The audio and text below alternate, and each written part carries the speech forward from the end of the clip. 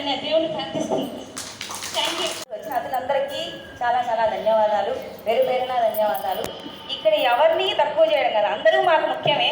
కాకపోతే మా అక్క కార్యక్రమం జరగాలని మొదటి నుంచి మేమందరం చాలా నిర్లిప్తంగా 31 ఏముందిలే సాధారణంగా రిటైర్మెంట్ అవుతుందిలే అనుకుంటే, కానీ ఒక వ్యక్తి మాత్రం మా ఆయనకు మమ్మల్ని పట్టుబట్టి లేదు పిన్నికి సర్ప్రైజ్ ఇవ్వాలి చెయ్యాలి అని చెప్పి మమ్మల్ని అందరినీ, మా అన్నల్ని కానీ మమ్మల్ని కానీ మా అక్క పిల్లకాయలను కానీ అంతా ఫోన్లో మెసేజ్ చేస్తూ మీరు ఒక లైన్ మా అక్క గురించి చెప్పాలి చెప్పాలి అని చెప్పేసి తనే మమ్మల్ని వెంటబడి పాపం అది ఎన్నిసార్లు మెసేజ్ పెట్టిందో. మేము స్కూళ్ళల్లో ఉండి పట్టించుకోక బిజీగా ఉండి కొంతమంది వాయిస్ రికార్డ్ పెట్టమని మాకు చేత కాక కొంతమంది మామూలు మెసేజ్లు పెట్టి పాపం మా అన్నయ్య వాళ్ళకి వాయిస్ మెసేజ్ పెట్టాలి. వాళ్ళను అందరినీ వెంటబడి మమ్మల్ని అందరినీ ఒక తాటి మీద తెచ్చి తనంటూ ఒక వీడియో క్రియేట్ చేసి దాన్ని 31st రోజు మా అక్కకు వినిపించింది.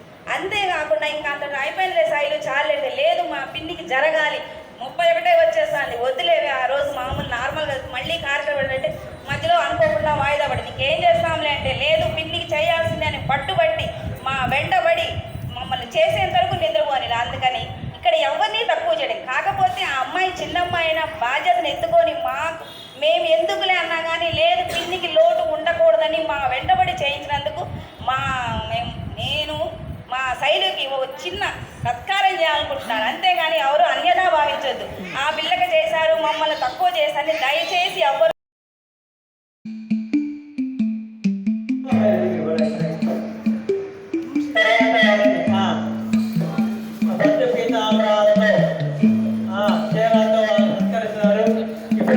జరుగు